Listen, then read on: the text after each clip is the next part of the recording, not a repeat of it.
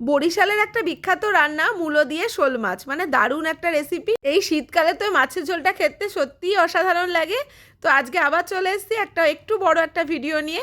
আমার সকল বন্ধুদের অনুরোধ রইল ভিডিওটা দেখার জন্য, আর তার সাথে তো রেসিপিটা সত্যিই খুব ভালো লাগবে। প্রথমে কিন্তু আমি শোল মাছগুলোকে নুন আর হলুদ মাখিয়ে নিয়েছি, মানে ম্যারিনেট করে নিলাম। তারপরে তেলে এবার মাছটা দিয়ে দিলাম, হালকা কড়া করেই, মানে একটু কড়া করেই মাছটাকে ভাজতে হবে, মানে একটু লাল লাল করে 2 থেকে 3 মিনিট গ্যাসের ফ্লেমটা মিডিয়াম টু লো আছে রেখে মাছগুলোকে ভেজে নিয়েছি। আর এখানে কিন্তু যারা মূলো খেতে মানে পছন্দ করেন না, সেখানে কিন্তু ফুলকপিও দেওয়া যেতে পারে। আর আমি এখানে লাল মূলো নিয়েছি, আর মূলো আর আলুগুলোকে ঠিক একইভাবেই কেটে নিয়েছি, একটু বড় বড় ডুমো ডুমো করে। আর মাছ ভাজাটাও দেখলে তো একটু লাল লাল করেই ভেজে নিয়েছি। ওই মাছ ভাজার তেলেই জিরে, তেজপাতা, এলাচ একটু ফোড়ন দিয়ে দিলাম। একটু সুন্দর একটা মিষ্টি গন্ধ আসলে আগে থেকে কেটে রাখা আলু আর মূলোটা দিয়ে দিলাম। আর নতুন আলু তো, আমি তার জন্য আর খোসাটা ছাড়াইনি, তোমরা চাইলে একটু খোসাটাও ছাড়িয়ে নিতেই পারো।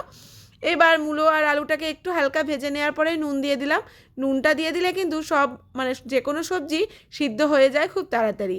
একটা মশলা রেডি করে নিয়েছি, কিছুই না, এখানে আছে একটু এক টুকরো আদা, একটু কয়েকটা পরিমাণ মতন কাঁচা লঙ্কা আর একটা টমেটো পেস্ট রেডি করে নিয়েছিলাম। সেই মশলাটা এবার দিয়ে দিলাম, খুব ভালো মতন কষিয়ে নিচ্ছি যতক্ষণ না তেল ছাড়ছে। আর এদিকে কষাতে কষাতে আর একটা মশলা রেডি করে নেবো। আলুটা খুব ভালো মতন মশলার সাথে কষুক আর একটু সিদ্ধ হওয়ার জন্য কিন্তু আমি ঢাকা চাপা দিয়ে রেখেছিলাম। 1 টিস্পুন করে হলুদ, লঙ্কা, জিরে, ধনের গুঁড়ো দিয়ে দিলাম। এখানে আমি লঙ্কার গুঁড়োটা মানে কাশ্মীরি লঙ্কার গুঁড়োই দিয়েছি, তোমরা চাইলে একটু ঝাল লঙ্কার গুঁড়োও দিয়ে দিতে পারো।